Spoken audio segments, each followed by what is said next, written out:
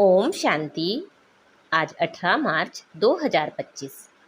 आज बाप दादा के अनमोल मधुर महावाक्य सुनते हैं।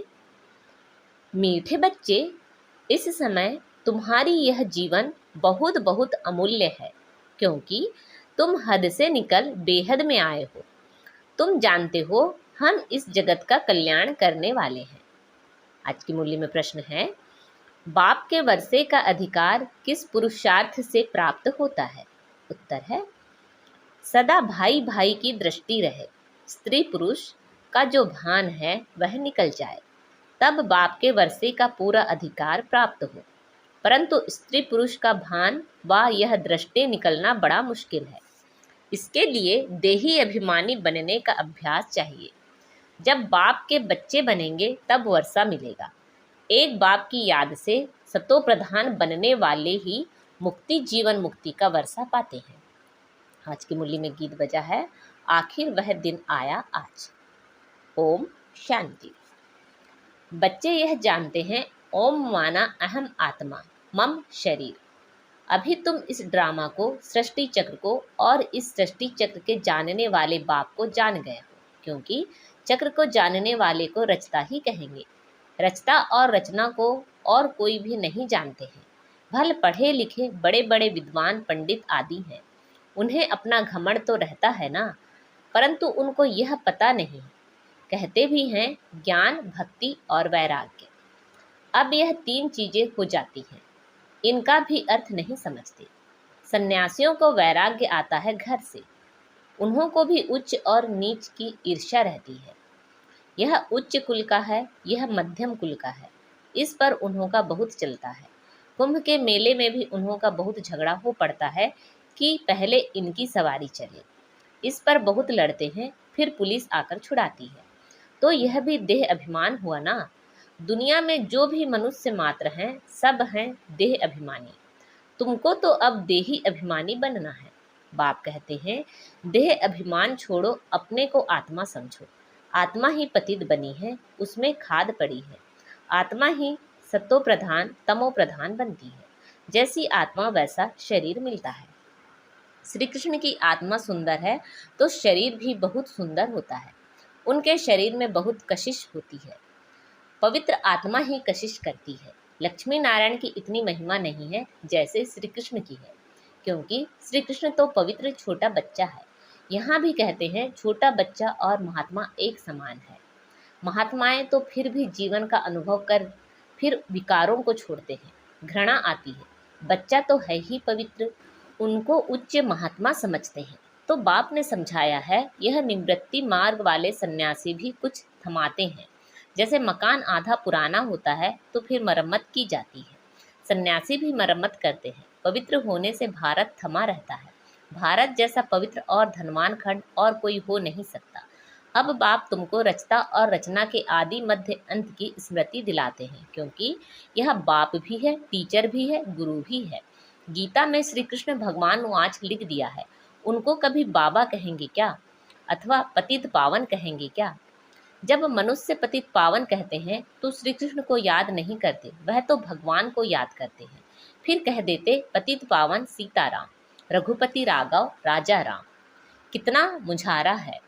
बाप कहते हैं, मैं तुम बच्चों को आकर यथार्थ रीति सभी वेदों शास्त्रों आदि का सार बताता हूँ। पहली पहली मुख्य बात समझाते हैं कि तुम अपने को आत्मा समझो और बाप को याद करो तो तुम पावन बनेंगे। तुम हो भाई भाई, फिर ब्रह्मा की संतान कुमार कुमारियां तो भाई बहन हो गए।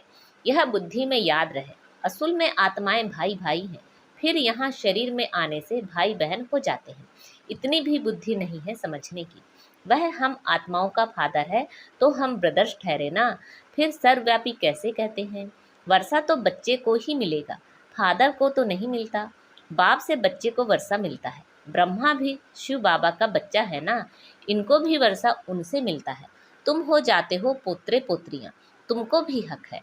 तो आत्मा के रूप में सब बच्चे हो, फिर शरीर में आते हो तो भाई बहन कहते हो, और कोई नाता नहीं।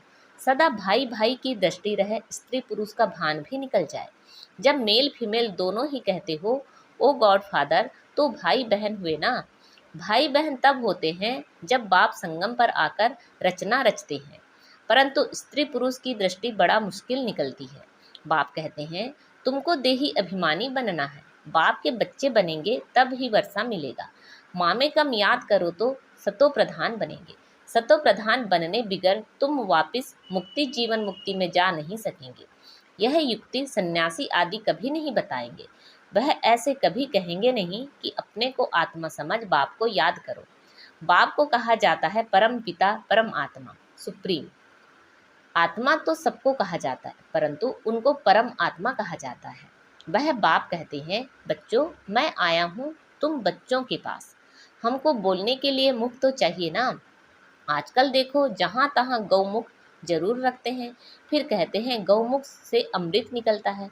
वास्तव में अमृत तो कहा जाता है ज्ञान को।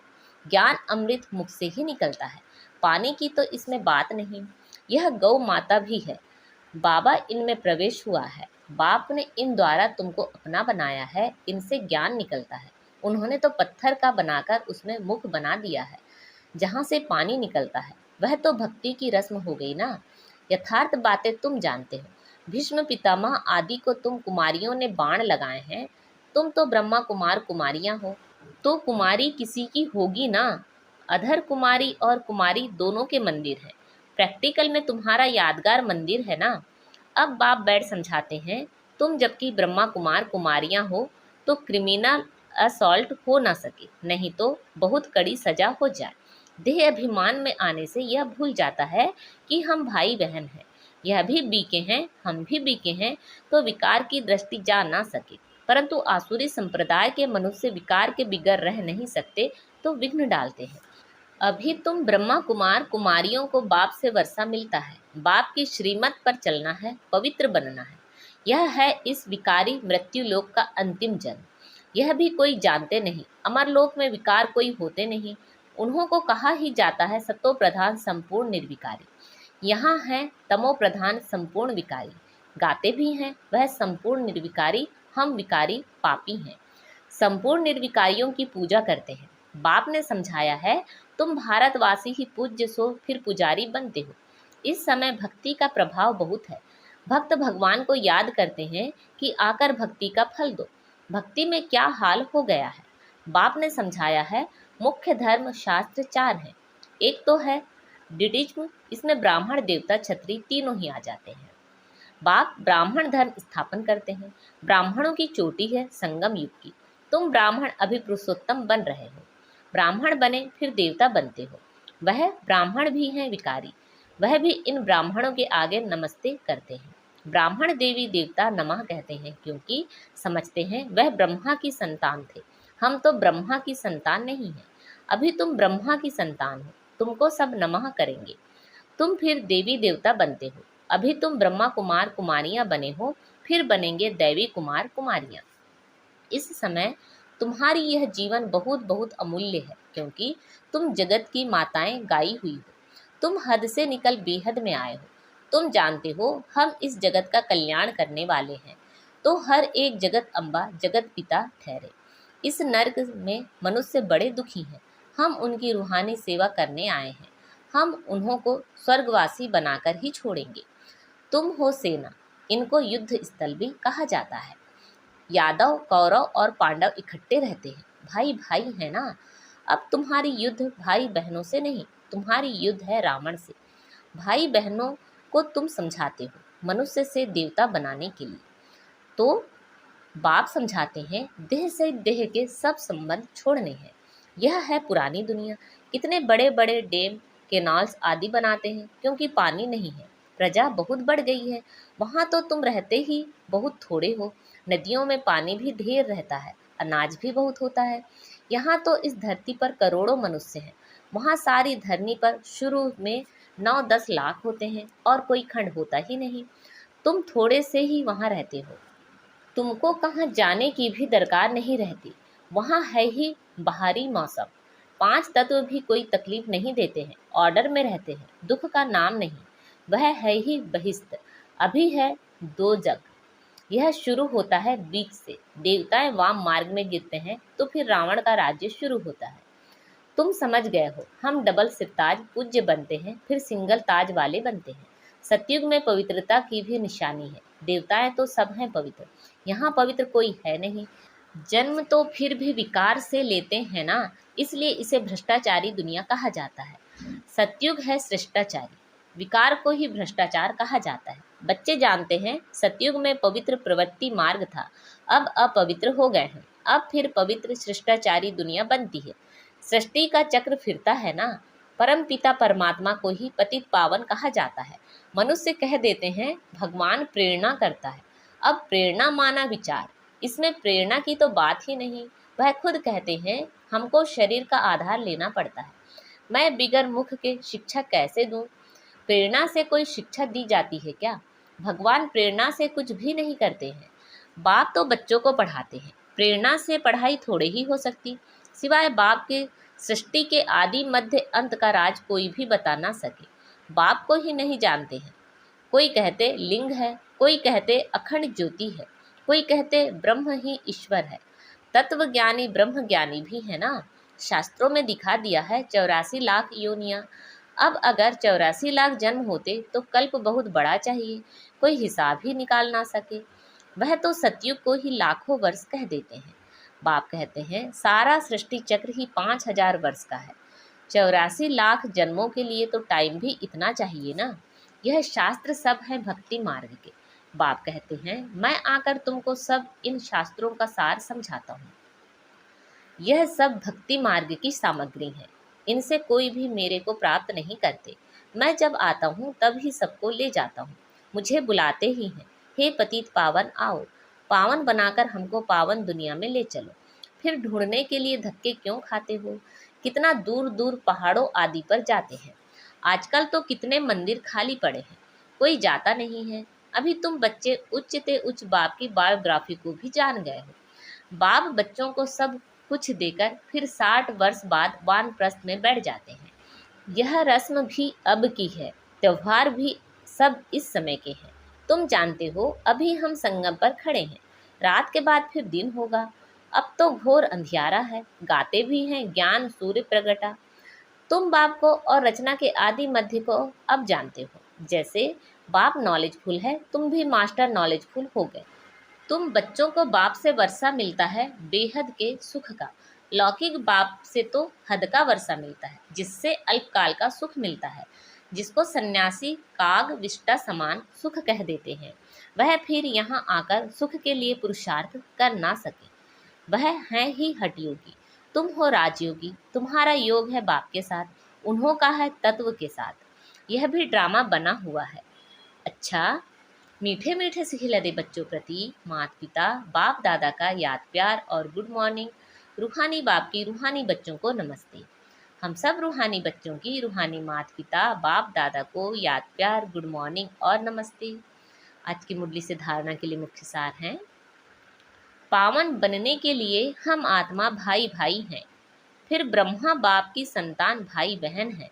यह दृष्टि पक्की करनी है, आत्मा और शरीर को ही पावन सतो प्रधान बनाना है, देह अभिमान छोड़ देना है। मास्टर नॉलेजफुल बन सभी को रचता और रचना का ज्ञान सुनाकर घोर अंधियारे से निकालना है। नरकवासी मनुष्यों की रूहानी सेवा कर स्वर्गवासी बनाना है। आज बाबा ने हमें वरदान दिया है, मास्टर ज्ञान सागर बन ज्ञान की गहराई में जाने वाले अनुभव रूपी रत्नों से संपन्न भव। मास्टर ज्ञान सागर बन ज्ञान की गहराई में जाने वाले अनुभव रूपी रत्नों से संपन्न भव। जो बच्चे ज्ञान की गहराई में जाते हैं वे अनुभव रूपी रत्नों से संपन्न बनते हैं। एक है ज्ञान सुनना और सुनाना, दूसरा है अनुभवी मूर्त बनना। अनुभवी सदा अविनाशी और निर्विघ्न रहते हैं, उन्हें कोई भी हिला नहीं सकता। अनुभवी के आगे माया की कोई भी कोशिश सफल नहीं होती। अनुभवी कभी धोखा नहीं खा सकते, इसलिए अनुभवों को बढ़ाते हुए हर गुण के अनुभवी मूर्त बनो। मनन शक्ति द्वारा शुद्ध संकल्पों का स्टॉक जमा करो। आज का स्लोगन है, फरिश्ता वह है जो देह के सूक्ष्म अभिमान के संबंध से भी न्यारा है। फरिश्ता वह है जो देह के सूक्ष्म अभिमान के संबंध से भी न्यारा है। अच्छा, अव्यक्त इशारे, सत्यता और सभ्यता रूपी कल्चर को अपनाओ। संपूर्ण सत्यता भी पवित्रता के आधार पर होती है। पवित्रता नहीं तो सदा सत्यता रह नहीं सकती है। सिर्फ काम विकार अपवित्रता नहीं है, लेकिन उसके और भी साथी हैं। तो महान पवित्र अर्थात अपवित्रता का नाम निशान ना हो, तब परमात्मा प्रत्यक्षता के निमित्त बन सकेंगे। ओम शांति।